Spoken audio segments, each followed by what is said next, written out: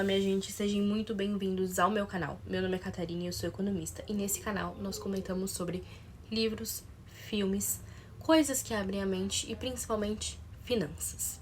Todo mundo aqui já tá cansado de saber que a frequência da culpa e do medo são as frequências mais baixas, que atraem mais escassez na vida da gente, certo? Aí, já repeti várias vezes isso aqui. Pra quem não sabe e quiser voltar nos vídeos, fiquem à vontade. Continuando este assunto, eu assisti um filme este final de semana muito incrível. Eu sou a pessoa do filme de romance, né, que gosta da pegada mais clean. Mas eu assisti um filme de ficção no final de semana. E o filme chama A Última Casa. Eu vou colocar aqui na tela. E este filme, eu achei ele muito sensacional. Não só pela história do filme. Porque a história do filme você fica tipo, ai, pelo menos eu, tá, gente? Não julgo quem gosta. Você fica assim, ai, eu... Tá, nossa, nada a ver. Nossa, até parece que isso vai acontecer na vida real. Óbvio, ficção. Mas o plot twist do filme, a sacada final do autor foi sensacional. Na hora eu até levantei e falei assim, não acredito. Porque me deu um insight. Basicamente, são famílias que moram numa vila. E nessa vila, ela é aterrorizada por monstros que trancam as casas de todo mundo. Todo mundo vai ficar trancado, as janelas vedadas e tudo para de funcionar. E aí os vizinhos começam a se comunicar por placas, né, por escrita, porque vocês não conseguem sair de casa, não tem sinal de internet e não tem rádio, telefone, nada. Então, começa aí. Nisso, a família pensa, pensando que um dos personagens principais lá, o pai da família, ele é um autor brasileiro. Então, imagina para um autor brasileiro entender do cinema americano e poder fazer parte, né, das duas entrelaçamentos, assim, eu achei isso magnífico. Mas continuando, você tem ali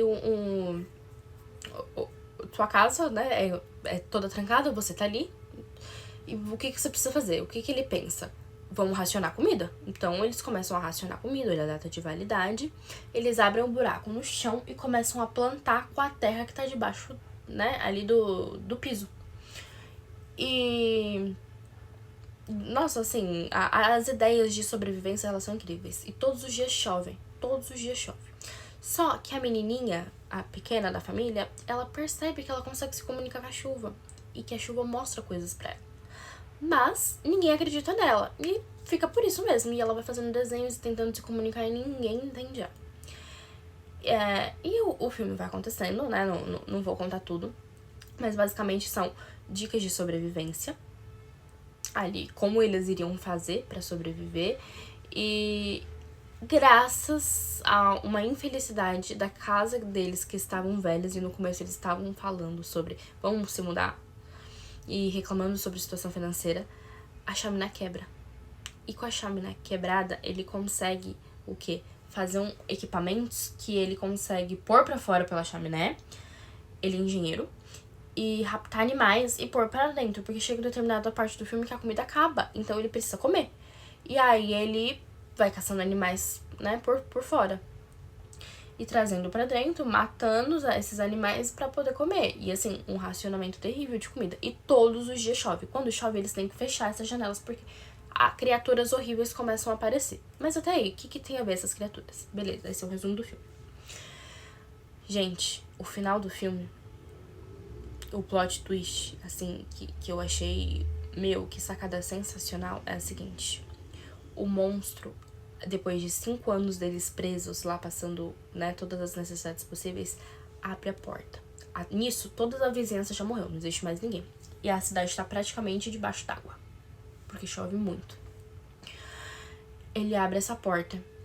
E aí, a primeira vez que ele entra, todo mundo fica em silêncio e a pessoa tenta... o monstro vai tentando encontrá-los, não acha nada e vai embora. E aí o filho da família tenta sair e não deixam. Aí tá. A segunda vez isso acontece de novo, uns dias depois. Eles conseguem raptar esse monstro. Eles fazem uma armadilha que eles conseguem raptar esse monstro. Eles deixaram de se esconder dos monstros para os monstros realmente os encontrarem para eles poderem saber. Porque eles querem saber o que tá lá fora. Não dá mais pra eles ficarem presos dentro de casa. Quando essa armadilha pega os monstros, ele vai matar, né? O pai da família vai matar. E aí a criança grita, não mata. E fala assim, ele quer se comunicar. Se você matar ele, a gente nunca vai sair daqui. E realmente, se matar ele, nunca vai sair, porque ele é o único que pode abrir aquela porta. E aí o pai começa, tipo, olhar aquilo, né? Meio que tentar pedir um perdão. E aí ele vai conversando com a criatura e vai cortando a armadilha e deixa a criatura livre. Nisso a criatura abre a porta. Não dá pra se entender o que a criatura fala, né? A criatura horrível. E eles saem pra fora. Aí vem um monte daquelas mesmas criaturas em roda deles, assim. E eles assustados. E aí a criatura que tava dentro da casa se comunica através de um sinal ali. Tipo assim, deixa eles em paz. Um ato de solidariedade, sabe? A questão da comunicação. E aí todos eles entram pra dentro daquela casa e a casa afunda. Então quer dizer, a casa era deles, eles queriam aquela casa de volta e eles não sabiam como. Então eles tomaram toda a cidade. Aí eles correm, acham uma van de pesca que ficou esses 5 anos todos parado. E nessa van pega os equipamentos, pega um barquinho e, né, ao final eles vão navegar. Mas o que me deixou nessa sacada é o medo. Tudo isso é pra falar do medo. A gente só observa o medo depois que o medo passa. E muitas das vezes a gente tá com medo de alguma situação, a gente tá com algum sinal no corpo e a gente não consegue entender o porquê desse sinal. A gente não consegue entender o porquê dessa dor. O nosso corpo é muito inteligente, tá tentando se comunicar com a gente. A gente não para pra olhar e a gente vai vivendo o quê? Em modo sobrevivência. A partir do momento que você para, que você analisa o teu corpo e que você decide que você, nesse momento, vai olhar pra isso, vai olhar pra essa dor, vai olhar pra essa fraqueza, ela passa a diminuir. Em determinado momento ela até some. Não tem nada que não exista como resolver, que não exista uma maneira de resolver. E o que não tem, o tempo traz, tá? Então, assim, foi uma sacada incrível sobre o medo. Foi realmente esse pai escutar a filha já tinha entendido, né? Eu acho que a criança tem aquela coisa da intuição mais aflorada. E eles olharem pro que eles estavam com medo. Eles olharem para aquele monstro, eles se comunicarem, eles pararem realmente de coração aberto para entender e o quê? Liberar o perdão. A partir do momento que você liberou ali o perdão, que você se comunicou, que você compreendeu, ele deixou a criatura solta e a criatura liberou eles e eles foram viver a vida deles. Mas se você não olha pro seu medo, se você não olha para suas dificuldades, se você não faz com que tenha um plano, uma meta para traçar, para que você passe por cima disso, você nunca vai compreender, você vai ficar vivendo sempre na zona de sobrevivência. E o que acontece? Você vibra baixo. Quando você vibra baixo, você não atrai dinheiro. Não só dinheiro, mas até oportunidades importantes da vida da gente. Então, esse é o meu comentário sobre esse filme. Gostaria muito que vocês assistissem e deixassem também a opinião de vocês, tá certo? Um beijo e até a próxima.